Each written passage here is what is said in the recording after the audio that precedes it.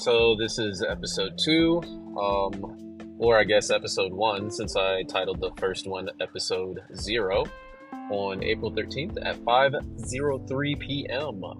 Mountain Standard Time. I am on my way back to Arizona.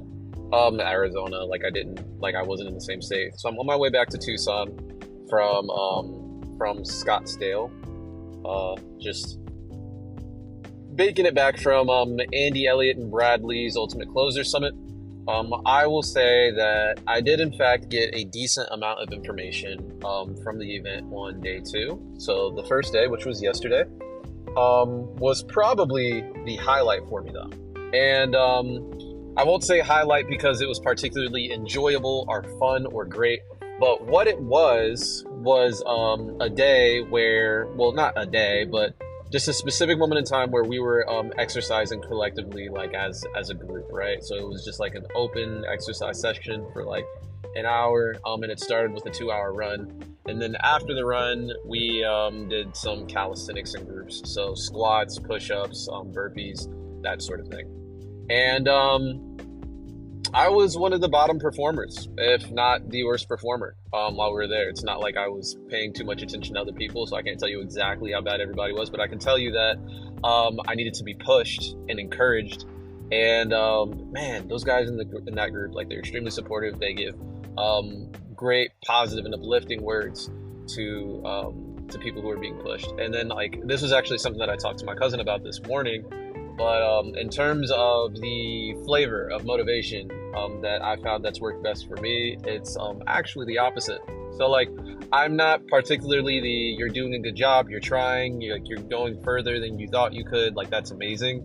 I'm kind of person, like, that doesn't work best for me. What I found works best for me is you're dropping the ball, you're better than this, what are you doing, why are you acting like a piece of crap? Throw some expletives, some expletives in there or whatever, and that actually is a form of motivation that works best for me. And I'm not saying that's healthy. I'm not saying that's good. I'm also not saying that's wrong. I'm just saying that's what works for me.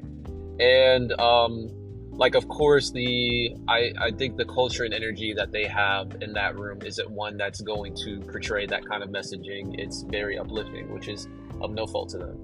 But what I did realize is that this is the reason why having variety, at least in my experience, in my opinion, like, having variety in the kind of people that you have around is important. Which is funny because during day 2, when Bradley was speaking, so Bradley is also somebody who has a history in car sales. He also was a waiter at one point. When he was a waiter, he apparently sold more desserts than anybody else by making like one simple change, which I think is amazing. It was like information that I didn't know, because just like Andy Elliott, I really didn't know who Bradley was until I went to an event, which was this one.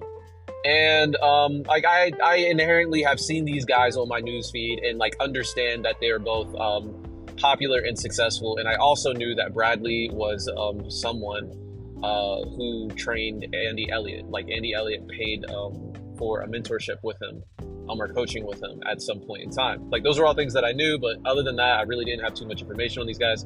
Long story short, while there, one of the things that Andy stands for is, or I'll say 2 of them. So there are two things that Andy stands for that it seemed like, I won't say that Brad opposed, but he offered alternatives, right? Like, alternative ways of thinking, because there's more than one way to succeed, right? And so one of the things that he talked about was how you don't need a 6-pack, or you don't need to be in shape in order to succeed, right? It's like, essentially, your ability to perform at a high level is based on your mentality and really has very little to do with your outward or physical appearance. And it's not that he isn't advocating for being in shape or not being physically fit, but what he is saying is that it's not an absolute requirement in order for you to perform at a high level. And he used himself essentially as an example when somebody told him to take his shirt off, and he told that guy to check his bank account. So like, yeah. So, and I thought that was funny. But yeah, also a good point to make. Another thing that Bradley said that was offered as an alternative to something that Andy Elliott said was that you don't need to burn all the boats, right? So as a figure of speech, one of the things that Andy Elliott stands for is is deciding, and by deciding the second part of deciding being decide having roots. I want to say it's Latin roots that means to kill off, and so or to eliminate all of their options. And so you can see this in words like homicide and suicide, and then of course decide is a word that means to kill off all of their options. And so he was saying, like, essentially, whenever Andy himself decides on a certain line of action, he then eliminates all other options and says, like, you should burn all of the boats. Don't give yourself any alternatives. Once you've chosen a path, move in that direction. And Brad Lee said, well, I think that's like not the wisest advice. What if you left yourself an alternative? And the example that he used is like when he started pursuing his career training trainers, essentially, he still had his job as a salesman where he was working previously lined up. So he quit the job, but he could always go back if he ever needed to go back to where he was previously. And so, like, I thought it was interesting. Like, here there are two 9-figure guys in front of me who are speaking about their inherent successes, and essentially they kind of started this entire talk, or this entire day, with alternative ways of thinking. So yeah, I just thought it was super cool, man.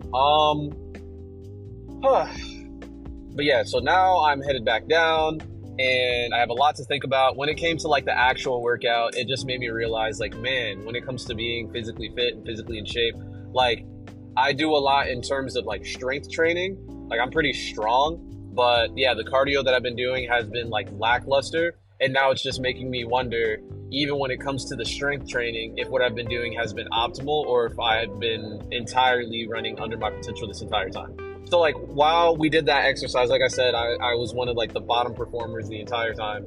And I just had a few thoughts about, like, okay, well, where do I get my motivation from? What kind of people do I want to have in my circle who are going to give me this form of motivation? As well as just support and accountability in general.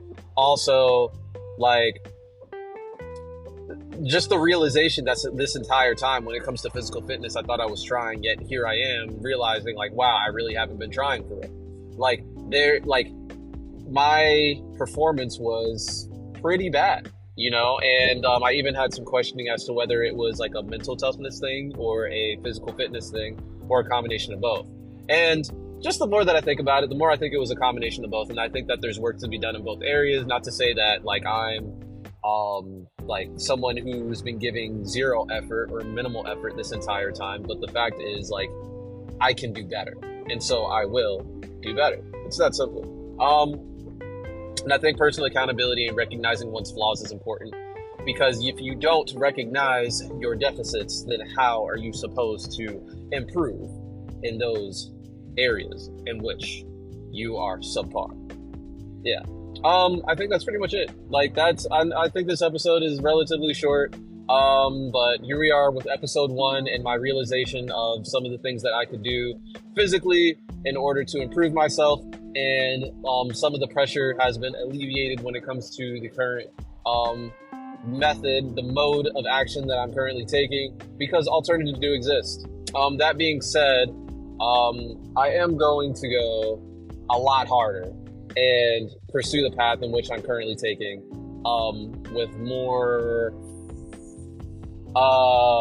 let's call it, determination, and we'll see how those results yield, particularly for the next like 6 to 12 months. Also, and I think this is just another point. Like, there were a lot of gems that I took away from this that I didn't get from the first one. And one thing that I think some people may have been like kind of salty about, like, personally, like, I went to the one in Tampa, so like I'm pretty happy, but they really didn't spend a lot of time talking about overcoming objections. So the first time that I went, like when I went in Tampa, they spent pretty much the entire 4 hours talking about overcoming objections. But this time around, they only spoke about one objection, and then after that, they actually showed basically a demo for an app that people can download and get the first month free if they signed up within the first 5 minutes. And essentially that app allows allows people to get access to the recording materials for top performers in different industries for sales, and then it also disseminates like what made this a successful sale, and essentially gives back points and notes for all of the interactions that are recorded. Now they didn't really show a demo live, and I think that's part of the reason why it was difficult for people to really wrap their minds around what they were trying to show us. But the trailer was pretty cool, but yeah, it was an endorsement without any real demonstration, and I think a live demonstration would have like really benefited them if they had prepared that instead of the trailer. But just my opinion. Marketing, blah blah blah. Let's see. I think that's it. I think that's pretty much all I got. Still looking for a wife. We'll see when she comes. You know what I mean? To be honest, like, I'm pretty happy, pretty fulfilled, with the family I have, and thankful for them. Being more intentional about, checking in on my family and my dad and all of them, like, that's pretty important to me. I don't think I'm going to keep the same outro as last time either, by the way. Like if you listen to this, you probably are family of somebody who cares about me. Family are crazy. I don't want to like necessarily call all of you guys crazy, but I do think that somebody who wants to succeed in all areas of life is abnormal. Like, that is not a common trait. And so if you're somebody that is looking to improve in all areas of life, and that's the reason why you continue to listen to this podcast, and essentially follow this journey with me, and to improve beside me, because I am also doing work for myself, then I would say, like, that doesn't make you crazy, but it definitely does make you unique. It makes you special. It makes you one of a kind. And to some people, that can make you crazy.